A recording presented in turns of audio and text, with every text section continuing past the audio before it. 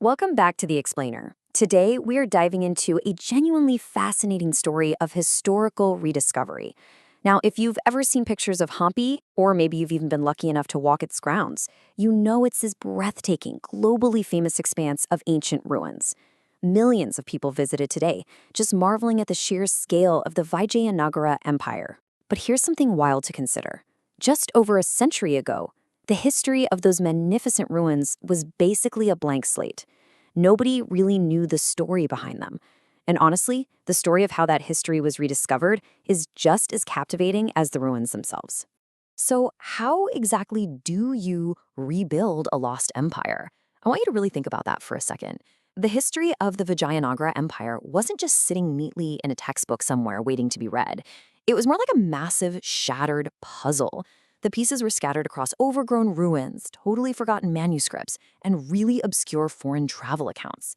Somebody actually had to go out, painstakingly find those pieces, and figure out how they all fit together. All right, let's jump straight into Section 1, The Forgotten Empire, Hampi's Scattered Past. To really appreciate what was achieved here, we have to understand the sheer chaos of South Indian history before modern archaeology stepped in. The historical landscape in the 19th century was just a staggering challenge. I mean, we're talking about undocumented monuments completely swallowed up by dense jungle.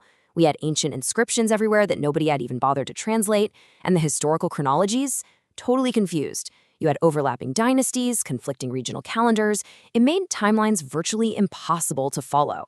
Entire South Indian dynasties had literally zero proper academic study. The facts were just scattered to the wind. It was an overwhelming mess, and solving it was going to require a very specific, incredibly organized kind of mind. Moving right along to Section 2, A Different Kind of Official, From Tax to Temples. Enter Robert Sewell. Born in England back in 1845, Sewell was honestly a pretty unlikely hero for this story. Let's trace his path a bit. He enters the sprawling Madras Presidency civil service in 1868. By 1872, he gets the full powers of a magistrate. And then in 1877, he's thrown deep into famine administration at Tiruchirappalli. That was grueling, essential, literal life-or-death work. Now, most officials at the time stuck strictly to that path.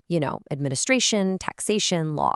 But Sewell, he had this burning passion for ancient cultures. And in 1881, everything flips. He gets assigned to special duties connected with the Archaeological Survey of the Madras Presidency. That single assignment was a total game changer. It forever altered his trajectory and set him on a path to literally rewrite history. Which brings us to Section 3, The Historical Detective Method, Piecing Together the Past. So Sewell eventually becomes the keeper of the Madras Record Office. This was an absolute goldmine. It gave him unprecedented access to government archives and old historical documents. He treated these like clues, which perfectly highlights his whole philosophy. Listen to this quote. "Ruins tell one story. Documents tell another. Inscriptions tell another." That was incredibly profound thinking for the 19th century. Sewell realized you couldn't just stare at a crumbling temple and expect to understand its whole history. To get the true story, you had to combine multiple, seemingly completely disconnected fragments of the past. And that brings us to his multidisciplinary method. First step, rigorously survey the sites and catalog the ancient monuments. He was physically out there documenting the remains. Step 2, translate the regional inscriptions. Now, this is crucial. He didn't do this in a vacuum. He relied heavily on brilliant Indian scholars like S. Krishnaswamy Iyengar to interpret these super complex texts in Sanskrit, Kannada, Telugu, Tamil, and Malayalam. And finally, step 3, cross-reference all of this data with administrative and foreign records. This method was just way ahead of its time. It's how he turned a bunch of fragmented clues into rock-solid history. All of this relentless cross-referencing allowed him to tackle one of the biggest historical headaches of the era, the chronology crisis. Because let's face it, without a reliable timeline, history is just noise, right? Sewell took on these confusing, overlapping dynasties head-on. He published the South Indian Chronological Tables in 1889, and then co-authored the Indian Calendar in 1896 alongside S.B. Dixit. They essentially laid down the chronological tracks that all future historians would end up writing on.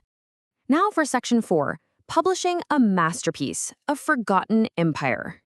Decades of this intense, meticulous detective work ultimately culminated in one massive achievement, his 1900 masterpiece, A Forgotten Empire. He synthesized a huge array of sources. We're talking archaeological remains, local inscriptions, administrative records. But the thing that makes this book truly special, it's how he integrated accounts from Portuguese travelers, specifically Domingo Paes and Fernán Núñez. Sewell seamlessly wove their incredible eyewitness descriptions right into his work.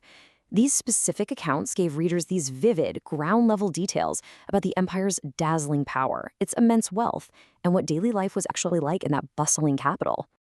If we compare the historical landscape before and after, it's night and day.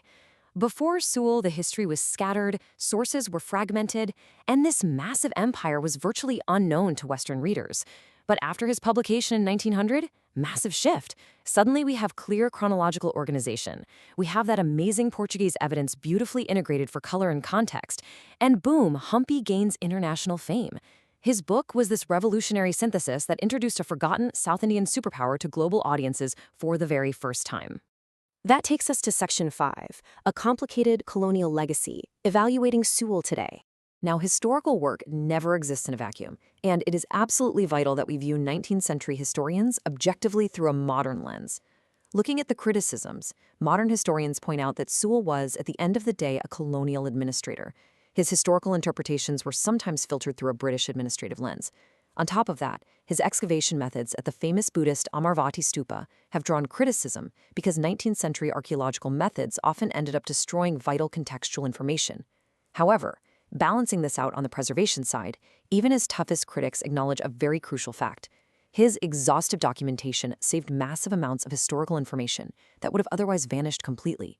He built the foundational timelines that actually allowed future historians to do their jobs accurately. So it's really a complex evaluation, weighing the genuine limitations of the 19th century against an undeniably monumental effort in preservation. And because of that monumental preservation effort, the result of a lifetime of relentless research before he passed away in 1925 at the age of 80, we actually have access to this incredible heritage today. Hampi, the Virupaksha Temple, the Vitala Temple, the Amaravati Stupa. If you ever have the privilege of visiting these awe-inspiring sites, you are walking through histories that were meticulously organized, documented, and brought to the world's attention by Robert Sewell's sheer dedication. Which brings me to a provocative question I want to leave you with today. Does Robert Sewell get enough recognition today?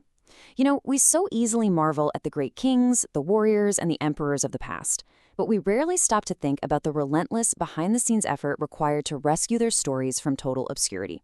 The next time you see a stunning photo of Hampi, remember the dedicated researcher who patiently pieced that lost empire back together. Thank you so much for joining me for this explainer. Keep asking great questions, and I will catch you on the next one.